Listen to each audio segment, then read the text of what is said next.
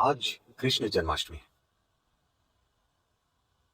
जब कृष्ण की बात की जाती है तो उनके बारे में कई गलतफहमियां सामने आती हैं। जब हम कृष्ण कहते हैं तो ज्यादातर लोग बस मक्खन, लड़कियों और बांसुरी के बारे में सोचते हैं। हाँ, लेकिन हमें समझना चाहिए कि मक्खन में उनकी रुचि सिर्फ 6 या 8 साल की उम्र तक ही थी और लड़कियों का साथ सिर्फ 16 की उम्र तक था। 16 की उम्र में जब उनके गुरु सांदीपानी ने यह समझाया कि उनके जीवन का उद्देश्य क्या है, सबसे पहले उन्होंने वृंदावन छोड़ दिया और कभी वापस नहीं गए। कभी वापस नहीं गए, ना तो अपने रिश्तेदारों से मिलने, ना ही वहां के लड़के लड़कियों से मिलने। वहीं उसका अंत हो गया।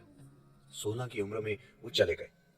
जब वो जा रहे थे, आज जब हम कृष्ण कहते हैं तो हम राधे कृष्ण कहते हैं। राधे कृष्ण से पहले आती, क्योंकि उनका प्रेम, उनकी करीबी, उनकी प्रेम लीला ने इस उपमहाद्वीप की पूरी संस्कृति की कल्पना में इस तरह जगह पाई है कि हम कृष्ण राधे नहीं कहते, हम राधे कृष्ण कहते हैं। लेकिन 16 की उम्र में उन्होंने राधे को आखिरी बार देखा और फिर कभी नहीं देखा।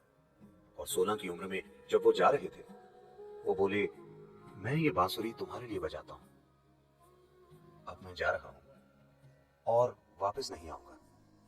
तो तुम्हें एक भेंट के रूप में, क्योंकि तुमसे इतना प्रेम है, मैं ये बांसुरी तुम्हें देता हूं और अब कभी बांसुरी नहीं बजाऊंगा। और उन्होंने नहीं बजाई। उसके बाद राधा ने बांसुरी बजाई। उन्होंने 16 की उम्र के बाद कभी नहीं बजाई। 16 से 21 की उम्र तक वो ब्रह्मचारी की तरह जिए। उन्होंने संन्यास ले लिया, ब्रह्मचारी की तरह जिए, जबरदस्त साधना की। उसके बाद उनका पूरा जीवन समर्पित था राजनीतिक प्रक्रिया और आध्यात्मिक प्रक्रिया का मिलन करवाने के लिए। इसका अंत तबाही के साथ हुआ, लेकिन उन्होंने हर संभव काम किया। इन चीजों की कभी बात नहीं की जाती। उत्तरी भारत के मैदानों में उन्होंने 1000 से ज्यादा आश्रम बनवाए, क्योंकि वो आध्यात्मिक प्रक्रिया को अलग चीज नहीं बनाना चाहते थे। वो आध्यात्मिक प्रक्रिया को जीवन का हिस्सा बनाना चाहते थे। जैसे हम जीते हैं, जैसे हम ब्रश करते हैं, वैसे ही ध्यान करें। वो आध्यात्मिक प्रक्रिया को एक अलग तत्व की तरह नहीं, बल्कि जीवन की मुख्य धारा में लाना चाहते थे। विशेष रूप से देशों के शासकों के जीवन में, उन सभी देशों के जो उस समय मिलकर भारत बनाते थे। उनका मिशन था उस समय की राजनीतिक प्रक्रिया को आध्यात्मिक बनाना। तो साफ है कि उन दिनों की राजनीति लोकतांत्रिक नहीं थी। तो उन्होंने सोचा कि सबसे जरूरी चीज है, अगर शासकों तक अध्यात्म पहुंचे तो फायदा स्वाभाविक रूप से लोगों को मिलेगा। जो लोग दूसरे लोगों के जीवन को संभालते हैं, जैसे राजा या प्रधानमंत्री या आज के राष्ट्रपति या किसी कंपनी के सीईओ, क्योंकि उनके नीचे लाखों लोग काम करते हैं। जब आपके पास ऐसी जिम्मेदारी है तो हर विचार जो आप पैदा करते हैं, हर भावना जो आप पैदा करते हैं, हर काम जो आप करते हैं, वो लाखों लोगों की जिंदगी को प्रभावित करता है।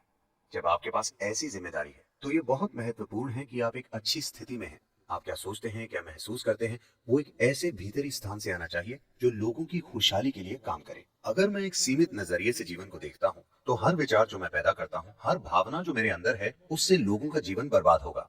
वो काम जो मैं करता हूँ और विशेष रूप से वो काम जो मैं नहीं करता, जो मुझे करने चाहिए, उनसे लोगों के जीवन में जबरदस्त नुकसान होगा, है ना। तो उन्होंने सिर्फ शासकों पर ध्यान दिया। वो चाहते थे कि उस समय के राजा आध्यात्मिक हो जाएं। दुर्भाग्य से इसका अंत तबाही के साथ हुआ, कुरुक्षेत्र की तबाही। एक भयंकर युद्ध जिसमें पुरुषों की एक पूरी पीढ़ी खत्म हो गई।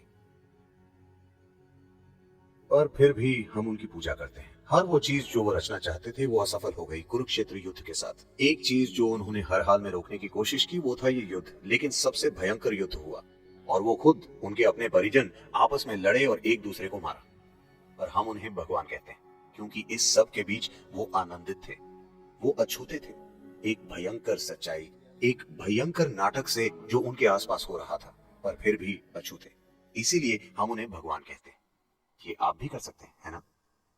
आप दुनिया में सबसे सफल बनेंगे या नहीं, ये कई सच्चाइयों पर निर्भर है। पर क्या आप एक सफल मनुष्य हैं? मतलब आप अपना जीवन जागरूक होकर चला सकते हैं, या जब जीवन आपको परेशान करेगा तो आप एक जानवर बन जाएंगे? यही सवाल है। अगर ये एक सवाल आप सफलता से संभाल लेते हैं तो हम आपको भी भगवान कहेंगे। हाँ,